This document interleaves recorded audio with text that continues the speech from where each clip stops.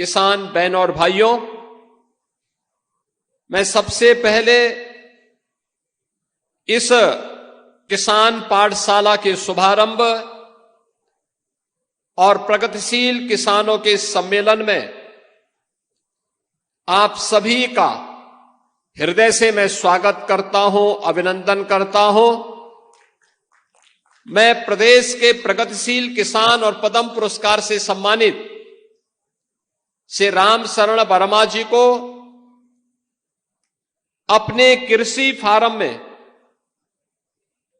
इस अभिनव कार्यक्रम को आगे बढ़ाने के लिए हृदय से धन्यवाद देते हुए आज की इस किसान पाठशाला कार्यक्रम के 8वें संस्करण को आगे बढ़ाते हुए मुझे अत्यंत हार्दिक प्रसन्नता की अनुभूति हो रही है। बहनों और भाइयों, उत्तर प्रदेश देश की सबसे बड़ी आबादी का राज्य है। 25 करोड़ की आबादी इस राज्य में निवास करती है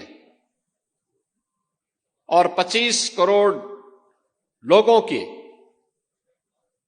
भावनाओं के अनुरूप यहां का विकास हो, वहां समग्र विकास की दूरी उत्तर प्रदेश दिखाई दे।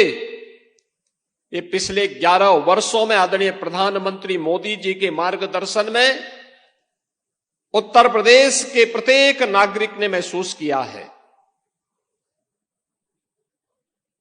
उत्तर प्रदेश अत्यंत उर्वरा भूमि है, पर्याप्त जल संसाधन है, बेहतर कनेक्टिविटी से अब आच्छादित हुआ है। किसान जिन सुविधाओं के लिए पहले तरसता था, आज डबल इंजन सरकार ने उन सभी सुविधाओं से उसे आच्छादित करने का परिणाम है कि उत्तर प्रदेश आज के दिन पर देश के अंदर सर्वाधिक कृषि उत्पादन करने वाला राज्यों में से एक है। देश के अंदर अगर खेती योग्य भूमि को देखेंगे तो उत्तर प्रदेश के पास मात्र 11% भूमि है, लेकिन देश के खाद्यान्न की आपूर्ति अकेले उत्तर प्रदेश 21% करता है।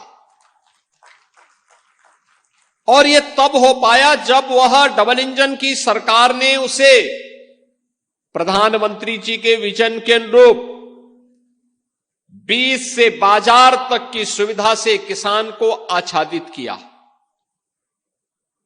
अब बीज से बाजार के बीच की दूरी को पाटने के साथ ही धरती माता के स्वास्थ्य के साथ ही पर्यावरण की सुरक्षा के जिस बड़े अभियान को लेकर के हम आगे बढ़े हैं,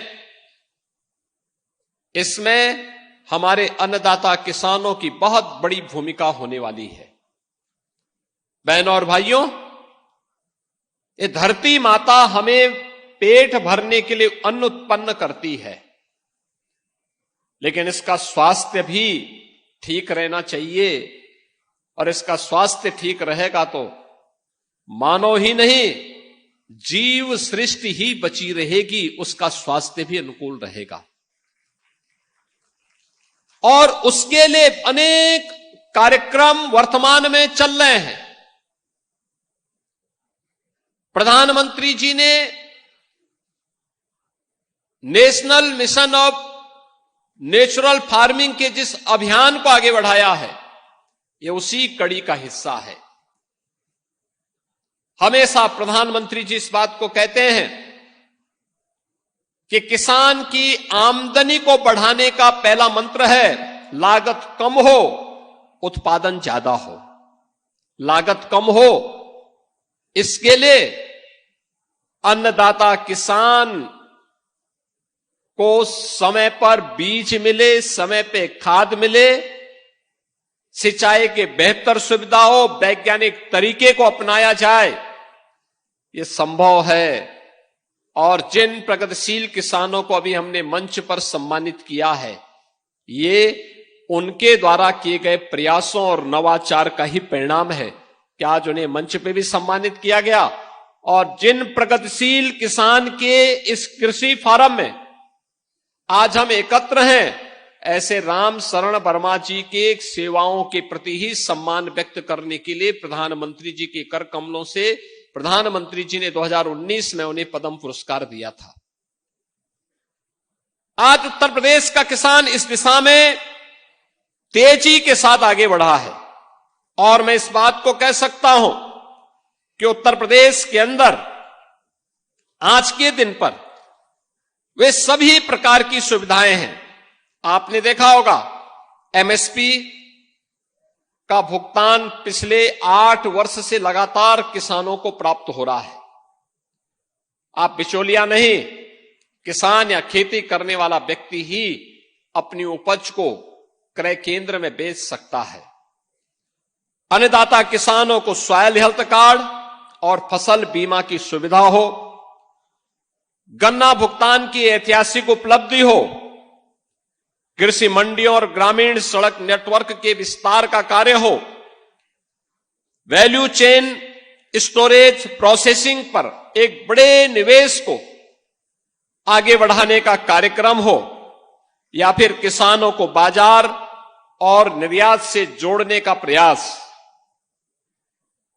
सिंचाई, हर खेत को पानी, नहरों, पाइपलाइन, माइक्रो इरिगेशन और सौर पंप का विस्तार, जल संरक्षण का एक बड़ा अभियान, ड्रोन डोजिंग, सौर ऊर्जा, एफपीओज, स्टार्टअप्स आधारित फसल और मूल्य संवर्धन की योजना आज उत्तर प्रदेश के अंदर दिखाई दे रही है।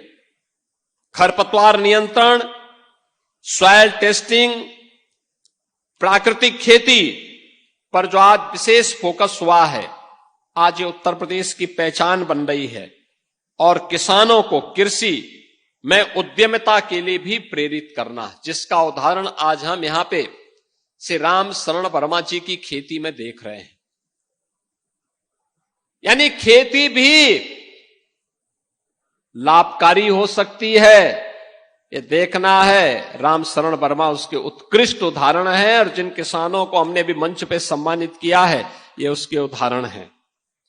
Food processing, cold storage, logistic, digital mandi, इसने प्रदेश में नए रोजगार के अवसर उपलब्ध करवाए हैं। एक्सप्रेसवे और लॉजिस्टिक पार्क से किसानों की उपज को राष्ट्रीय और अंतर्राष्ट्रीय बाजार में पहुंचाने की एक नई सुविधा उपलब्ध हुई है।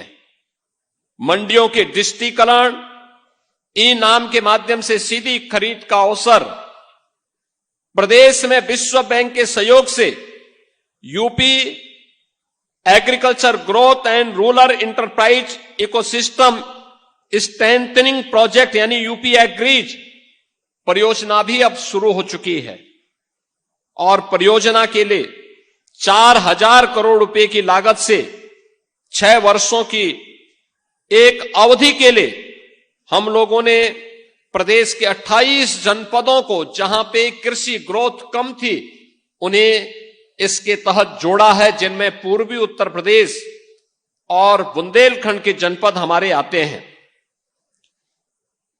बाराबंकी पूर्वी उत्तर प्रदेश का गेटवे है। यहां से पूर्वी उत्तर प्रदेश की शुरुआत हो जाती है। बुंदेलखंड के जनपद पहले जल के अभाव में तरसते थे, आज वहां पर पर्याप्त मात्रा में जल संसाधन उपलब्ध है। अब किसान, अन्नदाता किसान इन सुविधाओं का लाभ भी ले रहा है और उसे हम तकनीक के साथ जोड़ने का भी कार्य करेंगे। ओडीओपी, एसएसजी, बीसी सखी, ड्रोन दीदियां, ये रोजगार के स्थानीय उद्यम के प्रदेश में सशक्त माध्यम बने हैं और इसीलिए तो हम कहते हैं कि उत्तर प्रदेश में 9 हमारे क्लाइमेटिक जोन हैं। इसके अनुरूप तकनीक, बीज, अच्छी किस्म का बीज किसान को उपलब्ध हो, इसके लिए उत्तर प्रदेश के अंदर कार्य लगातार आगे बढ़ रहा है।